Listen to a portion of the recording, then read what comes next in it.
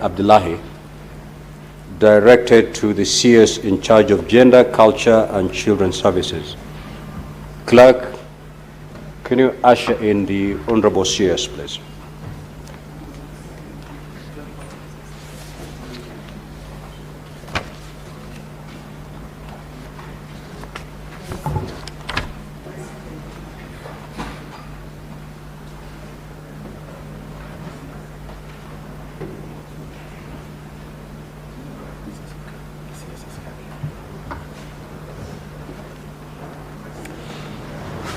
Honorable CS, welcome to the Senate once again.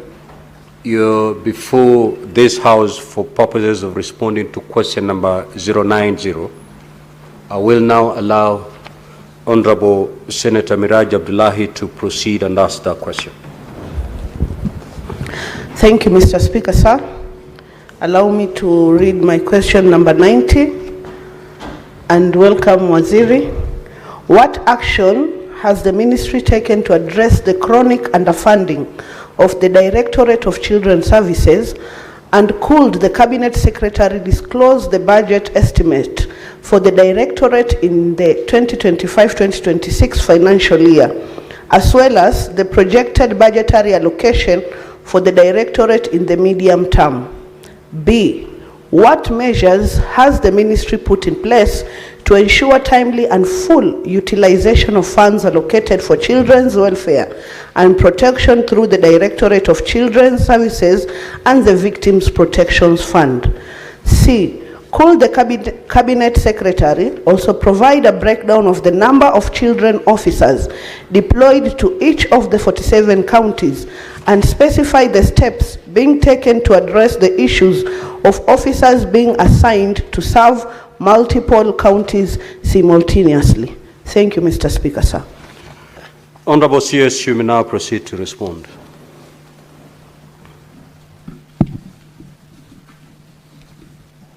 Thank you very much. Good morning, Honorable Speaker and Honorable members.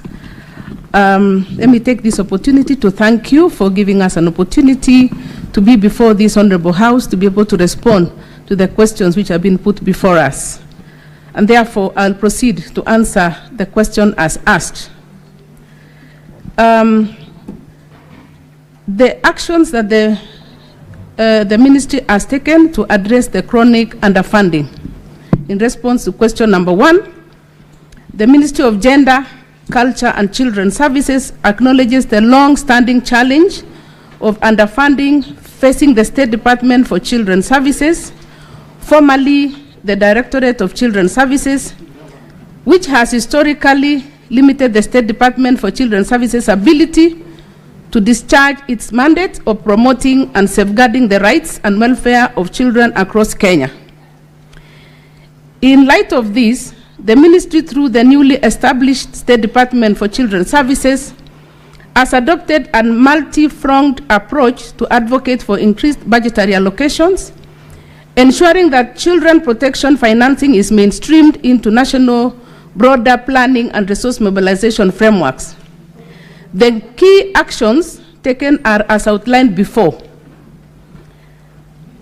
High-level budget advocacy and engagement. In May 2025, the ministry held consultations with the Departmental Committee on Social Protection of the National Assembly to make a case for increased investment in children's services. A formal request was submitted seeking an additional 10 billion above what was earmarked for the financial year 2025-2026, and the justification is emphasized as below. The urgent need to scale up children protection service delivery in response to rising cases of abuse, neglect, and exploitation. The financial requirements for recruitment and deployment of additional children officers, the operationalization of new sub-county offices and mobile outreach services, and strengthening data management through the Child Protection Information Management System, known as CPIMS. The second action is integration of children services priorities in national planning frameworks. the ministry has ensured that the strategic priorities of the State Department for Children's Services are well integrated within the medium-term expenditure framework and are aligned to key national development blueprints, including Kenya Vision 2030 and its social pillar, the four-term plan MT4 2023-2027, the bottom-up transformation agenda, particularly its focus on social protection, inclusion, and human capital development. These alignments aim at making children protection a national priority, thereby increasing the visibility and competitiveness of the funding proposals of the State Department for Children's Services during the national budget process. C, administrative restructuring for greater budget visibility. Following the recent restructuring, the State Department for Children's Services was separated from the State Department for Social Protection and Senior Citizen Affairs. These are significantly enhanced the feasibility of the State Department for Children's Services, thereby revealing the deep need for greater budgetary allocation within the national fiscal framework to enable more targeted planning and resource allocation for child protection functions. The second action is budget estimate for 2025-2026. As per the ministry's recent submissions to the National Treasury in May 2025, the total budget estimate for the newly established State Department for Children's Services for the year 2025-2026 is Kenya shillings 12.318 billion. This is broken down as follows. The recurrent expenditure is 12.074 billion. And the development expenditure is 244 million. See the below for the detailed line items under the recurrent vote. I am sure that you already have that. So on the economic classification, compensation to employees is 1,167,867,643.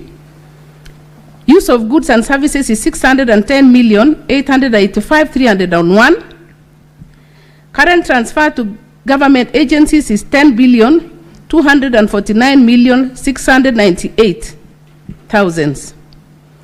Non-financial assets is 45,625,350, making that total of 12,074,076,294. Then we have cash transfers to orphans, what we call OVC. This is orphans and vulnerable children, which is 9,130,736. The State Department is currently supporting 445 children, 516 households, 516 households as per the October 2025 payroll. So that is money that we receive and then we send directly to these families. So the total recurrent budget exclusive of personnel emoluments, that is PE, we have rehabilitation schools. The budget is 127,448,388. Then children's remand homes, 98,383,588.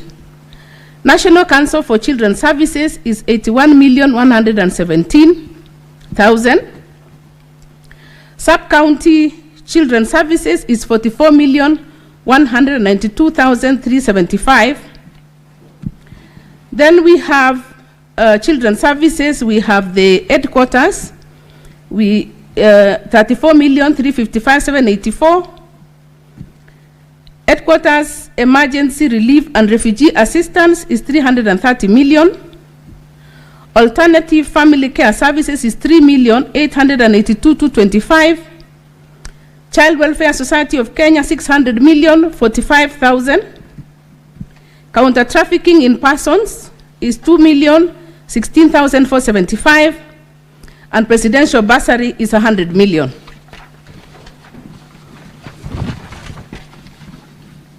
The National Assistance Trust Fund, victims of counter trafficking, we have 13,500,000.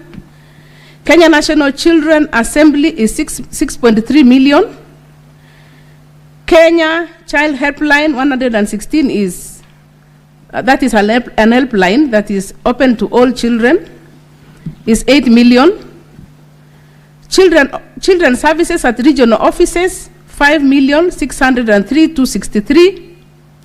Cash transfers, which I already mentioned earlier, to is 9,130,736. 9,130,736,000. Street Families Rehabilitation Trust Fund is 180 million. Headquarters Administrative Services is 106,445,113. AIDS Control Unit 3,225,938. Information Communication Technology 10,786,813. Personnel Administration Services is 3,225,938. Finance and Procurement Services 7,207,688. And Central Planning and Project Monitoring Unit is 6,627,337, making a total of 10,909,434,589 Kenya shillings.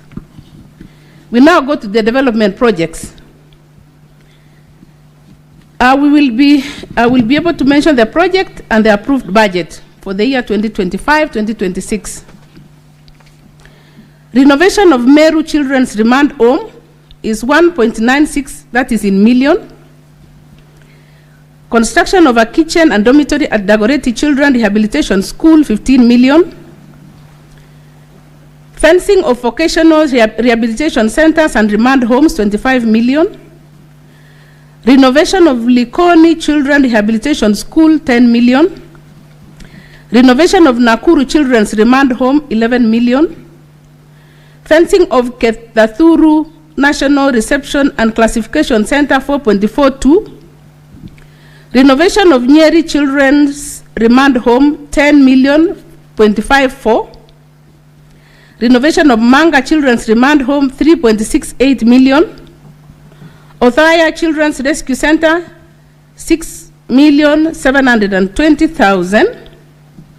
Renovation of Muranga Children's Remand Home, 7.88 million. Kericho Children's Rehabilitation School and Remand Home, 6.44.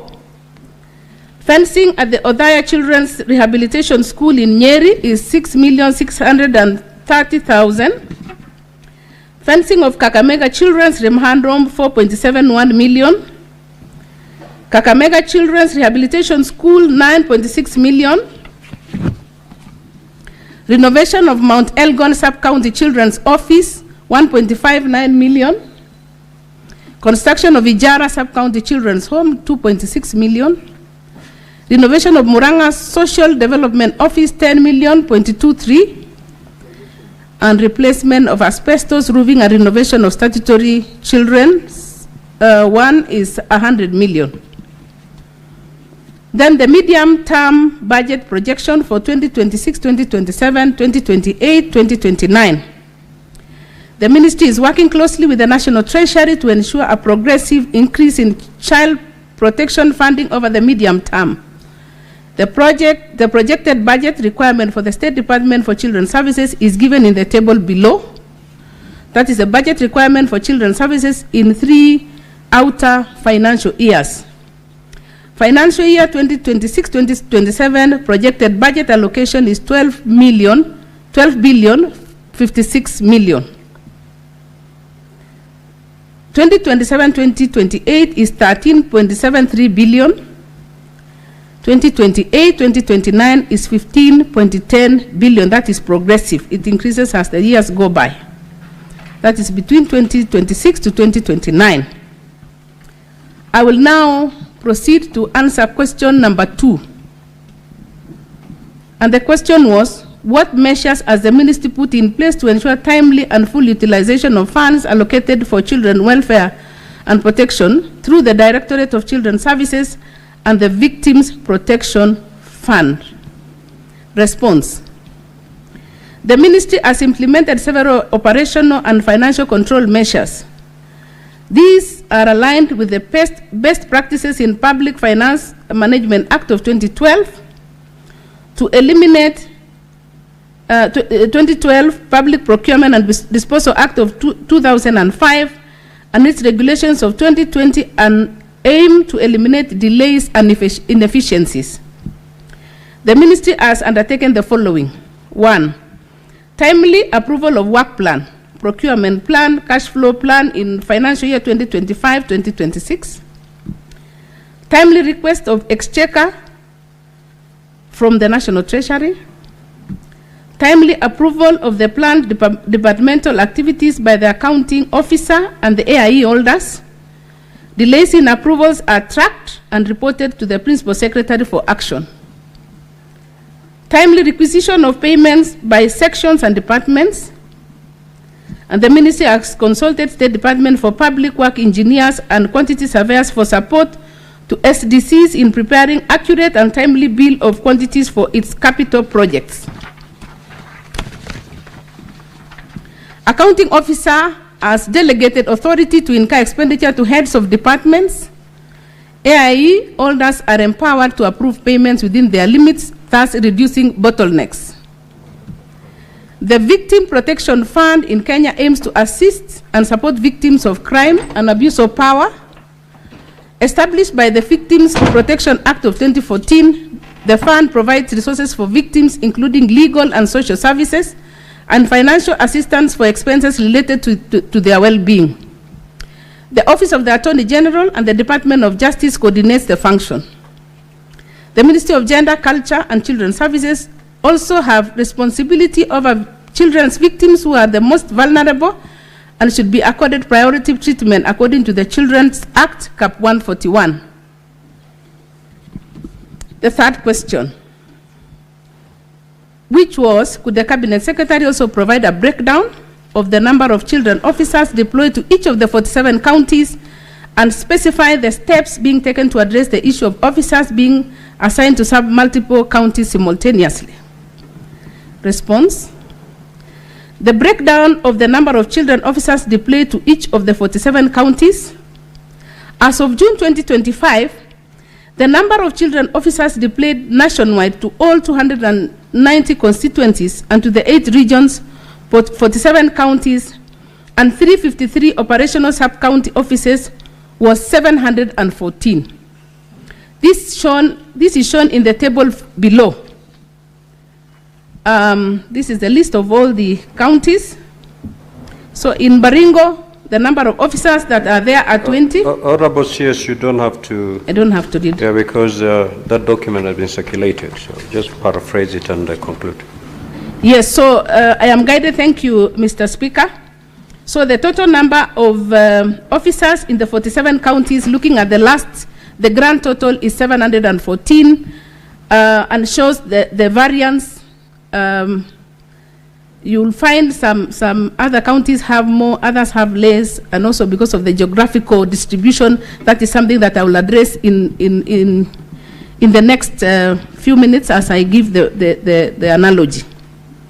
So the ministry acknowledges that it acknowledges the critical role that children officers play in safeguarding the rights and welfare of Kenya's children.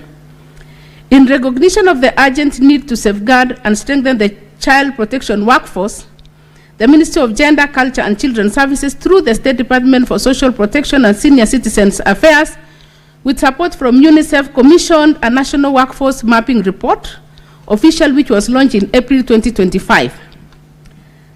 This comprehensive exercise, initiated in 2023, analyzed the staffing status, deployment patterns, caseload, and operational gaps across the country, and the key findings from the report are summarized below.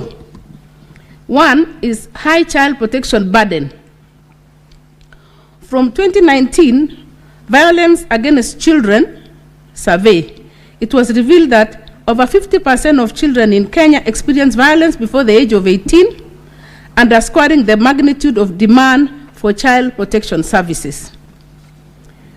Then there is a severe staffing deficit. From the list that I gave earlier, which I read, currently we have 714 officers that are serving an estimated 18 million children nationwide. This translates to only 2.7 officers per 100,000 children, a ratio that falls significantly below both national needs and regional benchmarks. Operational and logistical challenges.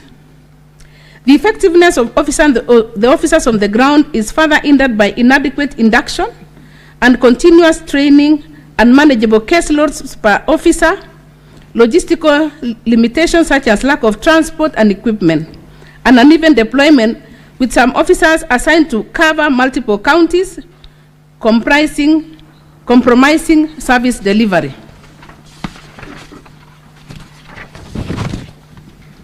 County level deployment status. From the county by county breakdown of the deployment of children officers above, it is noted that the average number of officers per county is 15. Officers are present in 353 out of 407 sub-counties. Some sub-counties with high child populations are fewer than 5 officers.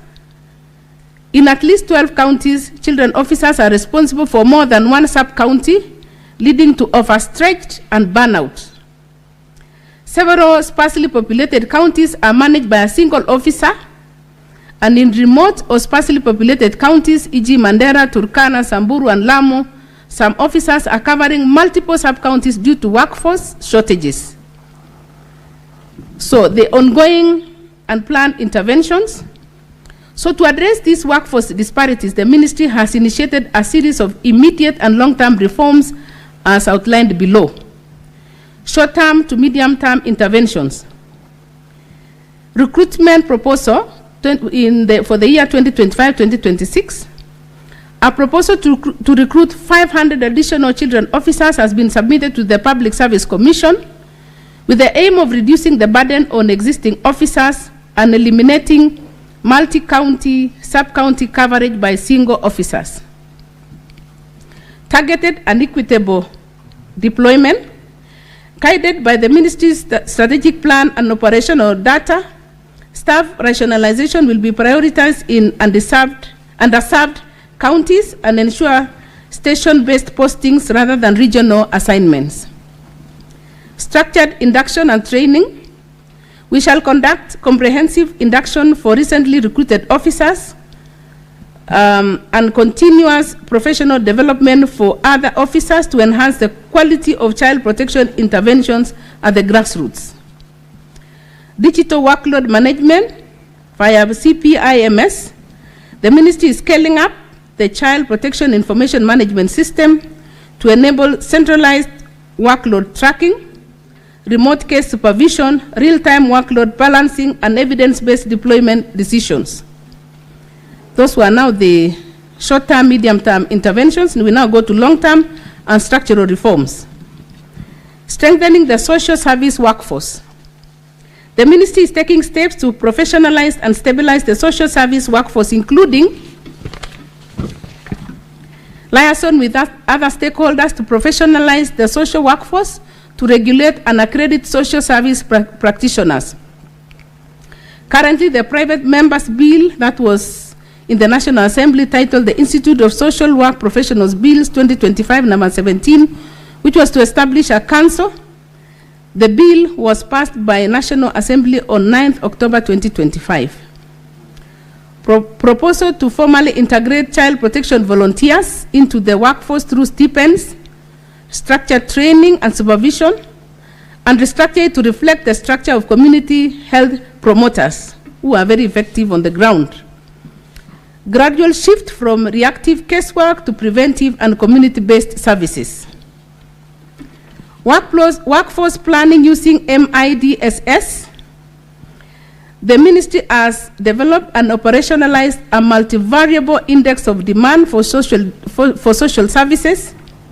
This tool ensures equitable staff allocation by considering geographic remoteness, socioeconomic indicators, incidence of child rights violations, and existing caseloads per sub-county.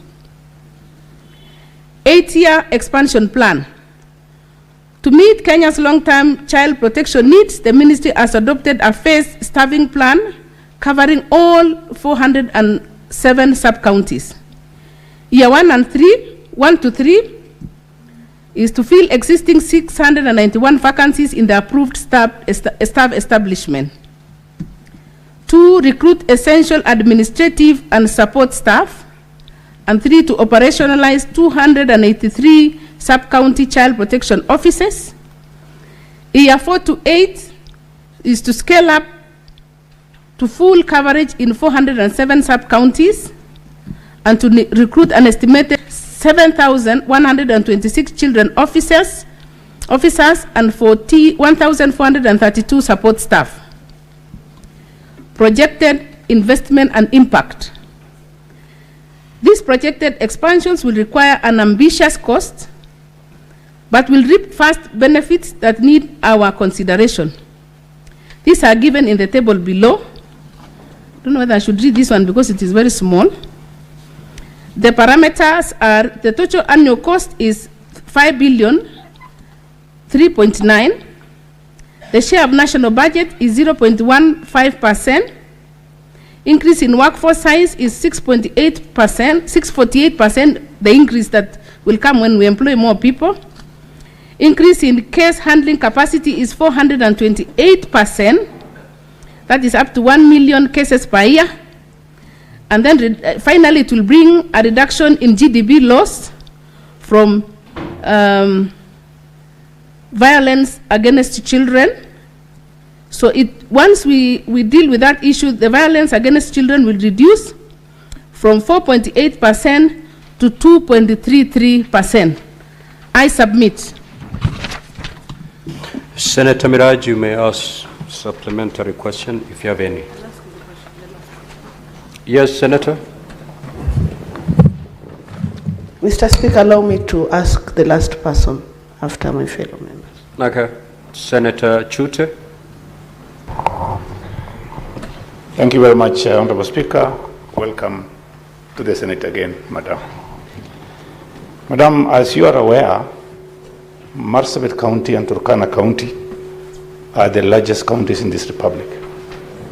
And I'm surprised to see in your response, you have officers in Marsabit County only 9, in Turkana County 11, and in Kajiado County, you have 28.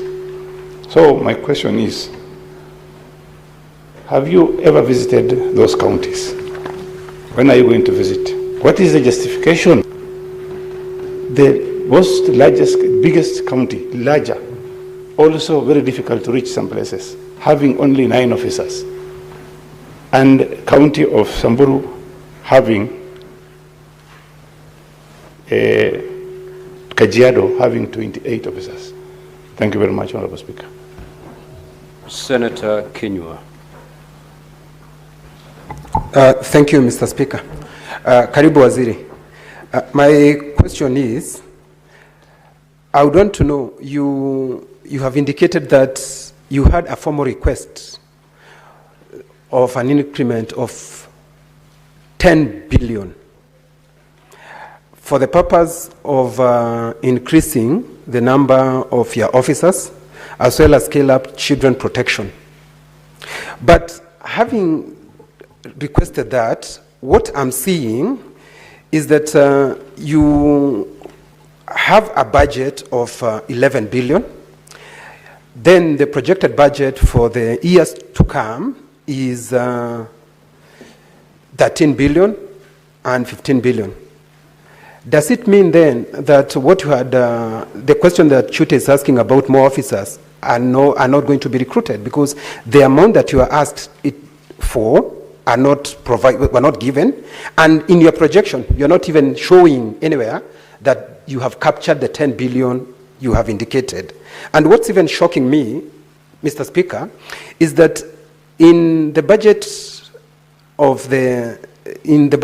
I am seeing 100 million is provided for presidential bursary, vis-a-vis the development, which I'm seeing is only given 244 million.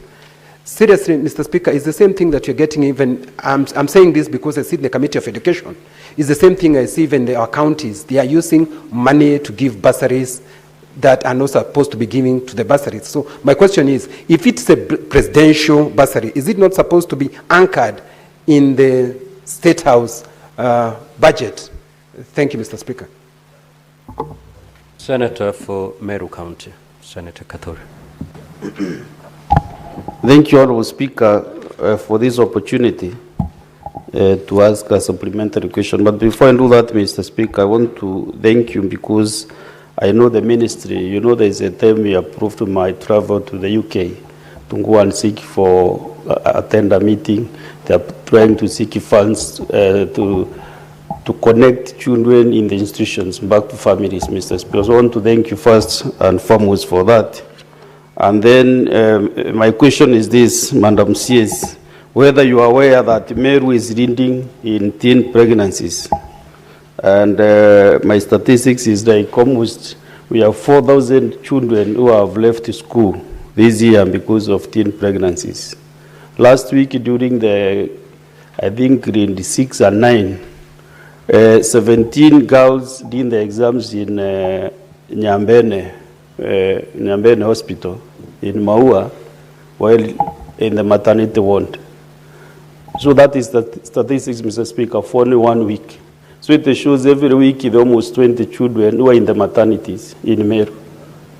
So, Madam CS, what are you doing as a ministry in charge of children, at least to ensure that we reduce or we stop completely those teen pregnancies? If I check on this list, the officers in Meru are only 12, Mr. Speaker. Meru has 9 constituencies and 15 sub-counties. So it means there are some counties with no children or child officer or children officers, Mr. Speaker. So what is your ministry doing? And if we come to your proposal, short to medium term interventions, you are saying you have a proposal to recruit 500 additional children officers this financial year.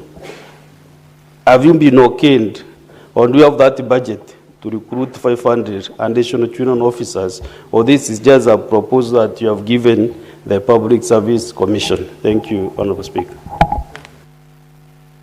Senator Essie Okenyere. Thank you, Mr. Speaker. I wish to find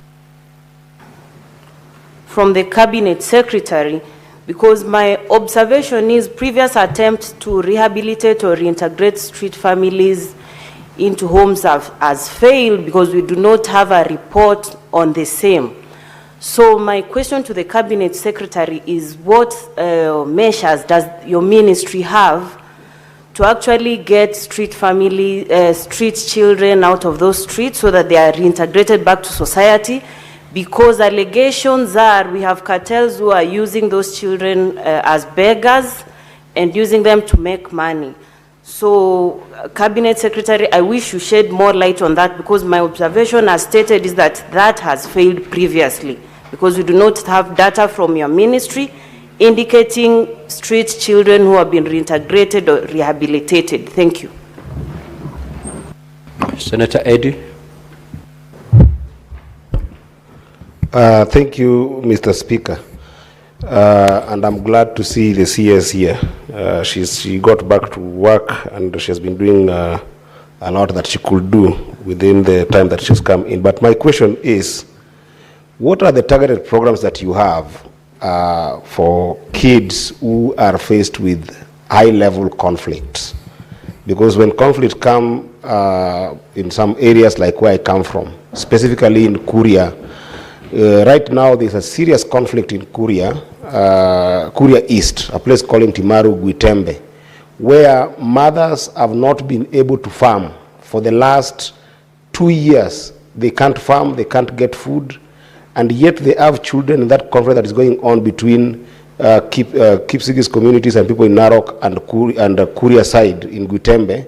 And the children there cannot go to school, delayed schooling is going on there, and a lot more problems in terms of feeding. What is the targeted program for this kind of people that you have, particularly for Migori? And on the rider to that is also the people who have been affected by floody areas, those vagaries of nature. where kids are then affected that they cannot go to school. This is happening in places like Kabuto, in Nyatike constituency where I come from in Migori. What are these targeted programs that you have for them, and is there a budget for them that can be able to help the people of Kuria and the people of Nyatike to get some support for their children to go to school and to feed? I thank you, Mr. Speaker. Senator Mwenda Gataya. Thank you, Honorable Speaker, for that opportunity.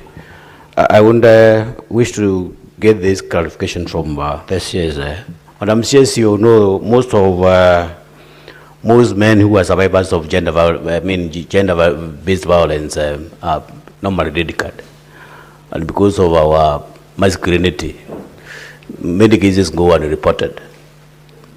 You know, they just go in silent. They are never attended to. So, what is it that the ministry is doing to make sure that men who are subjected to gender-based violence are also taken care of? So that maybe Senator Gataya, that has no bearing to the question that has been asked. It's a societal issue. We are discussing children and matters related to children. That is the primary question. We have children who are also being... I rule that your question is not a supplementary question. If you have another one, you may proceed to ask. If you don't, kindly yield. Thank you, Speaker, for your guidance. Senator Mbugua. Thank you, Mr. Speaker. Madam CS, there were reports from some government quarters that your ministry intended to abolish the children homes for home care-based model. I would like you to tell this House what is the current status, and also tell this House how many cases of child abuse have been reported in the children homes. Thank you. Senator Wakili Hillary.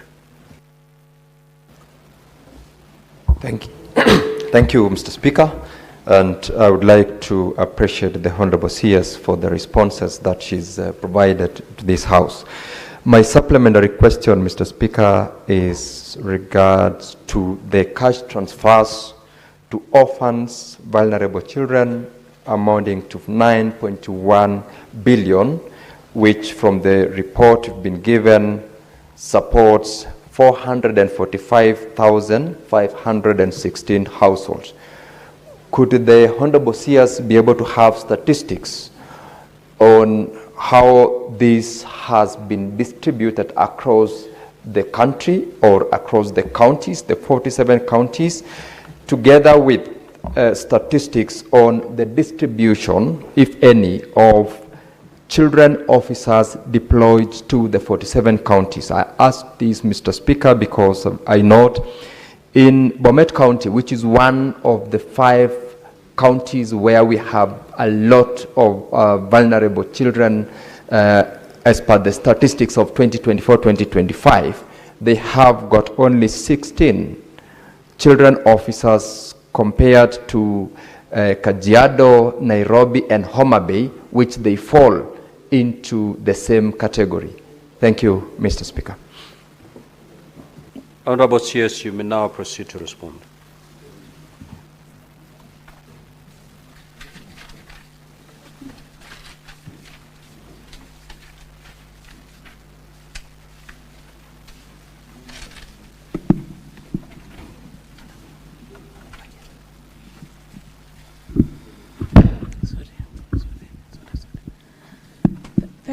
Thank you very much for the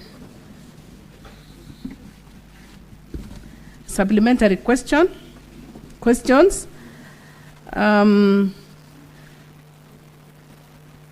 me begin with the answer to Senator Chute. I think that was the first question. You asked the question, Turkana, which have 9 officers, 11, and Kajiado 25, respectively. We have visited these counties, and when I say we, it is we as a ministry. We have visited, and we note that truly there is a very big gap, and we are redistributing them after the training. We have officers who are undergoing training, and we shall distribute them according to the need assessment. you will agree with me that from the answers that I gave earlier, that there is a very big gap of officers. We have a shortage of officers. And once we have officers, we shall distribute according to the population of the children and also according to the geographical distribution, because every child deserves to be taken care of. And we also want to say at this particular time that it is important that this State Department for Children's Services has now been given that position, because earlier on it was just a directorate, and therefore it was not receiving the necessary funds and the feasibility. But now that we have a whole State Department, we are now looking at very critically on the needs assessment as per the county and as per the population of the children. I will also go to the question about the budget projections. We have, let me first of all go with the issue of the teenage pregnancies. The senator from Meru has asked about the leading, that Meru is one of the counties that are leading in teenage pregnancies, and that 4,000 of them have left school. We have an adolescent program under the niche, supported by Government of Kenya and World Bank and other partners. We still need more funds because this is a societal problem, and we must be able to all address this particular problem, and we want to all applaud to the House also and all Kenyans to be able to take care of our children. These challenges of teenage pregnancies can be addressed at a very early age when the children are well educated and they are informed about what is happening in the biological processes. And therefore, it will not be left only to the State Department for Children's Services, but all Kenyans. Let us all reach out to our children, especially when they are on holidays, to be able to take care of them, to ensure that they don't fall into this issue of teenage pregnancy. So, as the State Department for Children's Services, we'll do our part, especially when we get the budget support, but we want to call upon all Kenyans to ensure that we take care of, we teach our children on what is happening, because some of them are innocent. About the street families rehabilitation integration, we have, these children are not only Kenyans, they're also foreigners. So we are also reaching out to, through the East African integration, reaching out to the other member states to ensure that all these children are taken back, reintegrated back to their family homes. Because a census has been done, and the report is almost out, but already the preliminary reports that we are getting is that most of the families are not Kenyans only. We have Kenyan families and we have foreigners. So all these people must be informed where they have come from and be reintegrated back to their communities.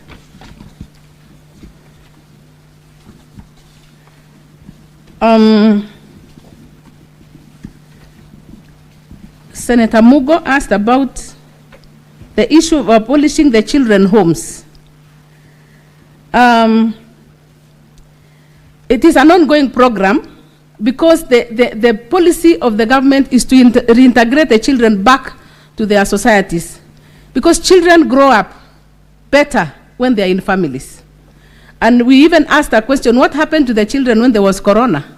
And we were told that most of them were in their homes. So the truth is, some of these children, they belong to their homes. And therefore, part of the findings that will come out, or the statistics that we shall get after the census, we'll be able to know who can actually be reintegrated back, so that people can grow well in their families where there is a father and a mother, or at least a relatives, even if there are children who do not have a father and a mother by virtue of death, they will be reintegrated back to the society where there are elders who can be able to guide them, and that will even avoid these problems of teenage pregnancies and the rest, because there will be guidance from that level.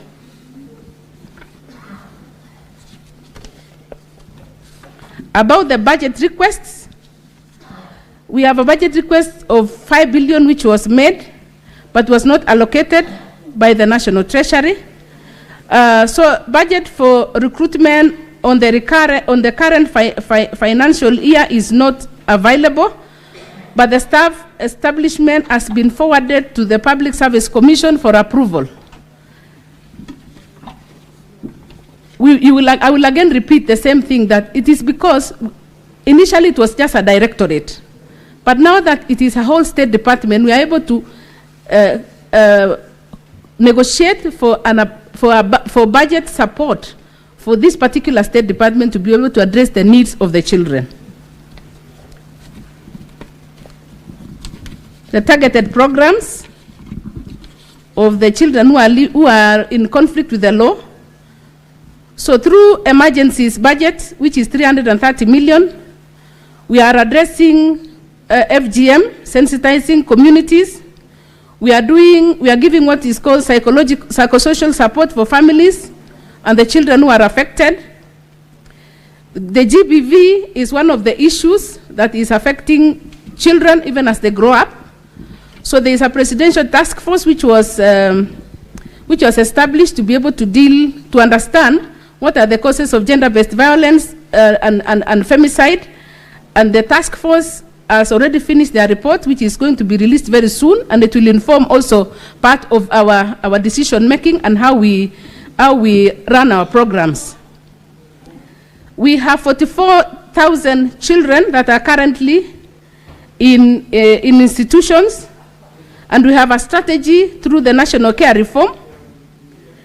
In the year 2022 to 2032, we intend to transition children from these homes. We intend to transition all of them to their families. And it is not going to be done quickly, because we cannot again send children to places that have not been properly looked at. So we also have to take care of them. So we ensure that we do the transition progressively, as we also monitor how these children are adjusting back, so that we don't have a backlash of releasing the children back to their families, and then they get issues of violence and mistreatment that comes with people that have never lived with children for a long time. So I've attempted to answer some of the questions. In case there is any that I have not answered, I'll be willing again to come back. Thank you, Mr. Speaker. Thank you, Honorable CS Senator Kanyuru. You're out of order. Kindly hold your horses. Thank you so much, Honorable CS. The Honorable CS has said that he is willing to engage further. So you, Senator Miraj, you are to be the last to ask your two supplementary questions. You may proceed. Thank you, Mr. Speaker, sir.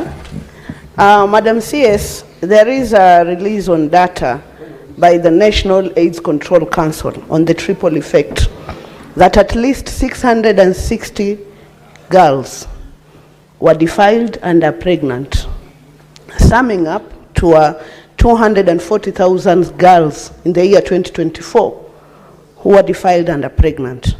I don't know what are the measures. I was listening through your answers to get to glance on something that you are doing as a ministry to curb this situation, given that there is a young girl from Meru County, 26 years old, who is already a grandmother. So this shows that it is a vicious cycle that our children are going through. Secondly, I'm asking about the operationalization of the Victims Fund. Given that a report indicates that the money that are released to that fund by the Exchequer usually goes back to the account, because you don't have a policy. There is no single child victim that has received any funding from this fund. What are the measures that you are taking as a ministry to make sure that this fund is fully operationalized, given that the board sits, withdraws per diems from that fund, but yet the core function of the fund is not working? Thank you, Mr. Speaker, sir. Now, Honorable CS, as you respond to the questions by Senator Miraj, kindly address the question asked by Senator Essi or Kenyuri. Proceed, Honorable CS.